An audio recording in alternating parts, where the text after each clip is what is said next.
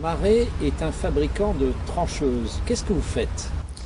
Alors Marais déjà n'est pas qu'un fabricant de trancheuses, Marais est également un exploitant de trancheuses.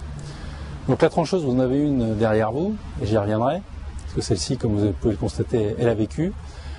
Vous avez la roue, qui est l'essentiel de la trancheuse. Vous voyez, c'est un espèce de gros bulldozer, mais à la place d'avoir une lame devant qui pousse de la terre, vous avez une grande roue derrière qui va creuser pour poser des réseaux. Alors réseau, fibre optique, bien entendu, câble électrique également, un peu d'eau, de gaz, mais principalement, une année normale, c'est 50% de télécom, 30% de câble électrique. Donc la particularité de Marais, c'est qu'on construit nos machines pour nous-mêmes. On les vend également, mais la première des choses, c'est qu'on les construit pour nous-mêmes. Et donc dans l'usine, qui est juste derrière nous, nous avons une cinquantaine de salariés qui sont des mécano-soudeurs. On part de plaques de tôle et on construit tout nous-mêmes. Alors évidemment qu'on achète les composants type moteur, type pompe, notamment en Europe, parce que malheureusement en France, de moins en moins. Italie et Allemagne, l'essentiel de nos composants. Mais vraiment ici, on façonne absolument toutes nos machines.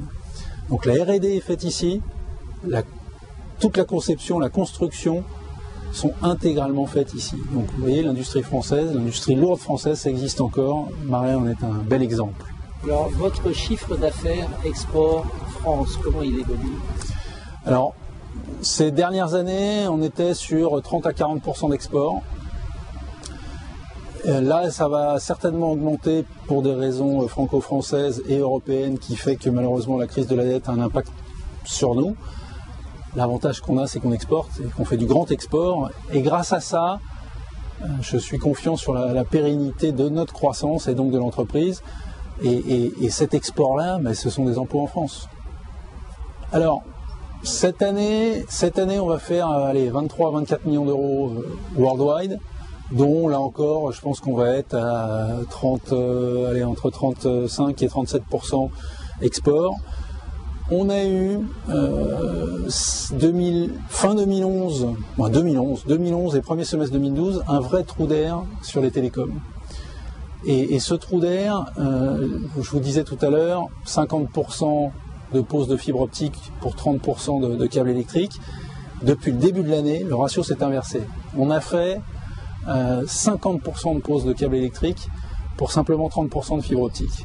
Et il y a une raison à ça. La raison, c'est que le grand emprunt, qui est une très bonne chose, qui est toujours une très bonne chose, malheureusement, a réellement eu un impact sur mon activité parce que ça a créé un trou d'air. Pourquoi? Parce que les collectivités locales, à partir du moment où il y a eu la possibilité d'avoir accès à une manne gouvernementale, entre guillemets, elles ont toutes levé le crayon. Et levant le crayon, malheureusement, les projets se sont arrêtés et nous, on l'a ressenti directement dans notre activité, puisque, encore une fois, notre activité a fortement baissé en télécom. Alors après, je suis confiant malgré tout sur l'avenir, parce que ce grand emprunt, il est évidemment bénéfique, in fine, et tous les projets qui, certes, ont été suspendus, certains ont été réactivés, un certain nombre ont été attribués ces derniers mois. Il y a énormément de projets dans les cartons, donc forcément, ça se ressentira sur l'activité du groupe Marais. Alors, dès 2013, malheureusement petitement, mais je suis confiant sur 2014-2015 et je suis confiant sur une forte croissance dans mon métier et dans tous les métiers de la filière pour les années de 2014 à 2020. Est-ce que c'est une des raisons qui vous ont fait lancer cette initiative de Ruralytic de créer une fédération des RIP? Alors c'est tout à fait l'une des raisons. C'est d'abord la première, de manière assez égoïste, comme vous l'avez compris, nos trancheuses travaillent sur les RIP. 50% de notre activité en télécom habituellement, donc c'est important pour nous que cette filière qui a réellement été créée au travers des réseaux d'initiatives publiques perdure. On est aux alentours de 3 milliards d'euros d'investissement fait à date, 150 projets en exploitation ou en construction à ce jour, des élus convaincus. Aujourd'hui, il n'y a pas un élu en France qui n'est pas convaincu que l'aménagement numérique de son territoire est quelque chose d'important, au même titre que l'était l'eau et l'électricité. Une autre raison plus personnelle, j'allais dire, c'est que moi j'ai grandi avec les RIP. J'ai signé le premier RIP départemental ici en Maine-et-Loire en 2003.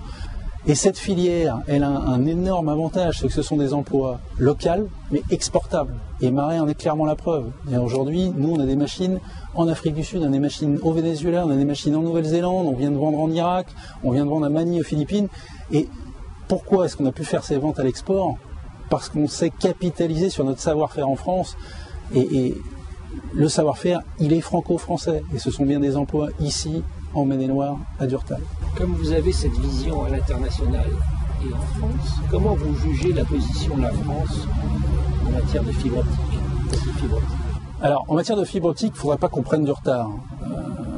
Et le risque est grand. Le risque est grand puisque on a la chance d'avoir un réseau cuivre de très très bonne qualité. La tentation de faire durer le cuivre, on sent bien qu'elle est là. Et il ne faut surtout pas céder à cette tentation. Il s'agit, comme je le disais tout à l'heure, d'une infrastructure qui est déterminante pour nos territoires, qui est déterminante pour la compétitivité de notre pays.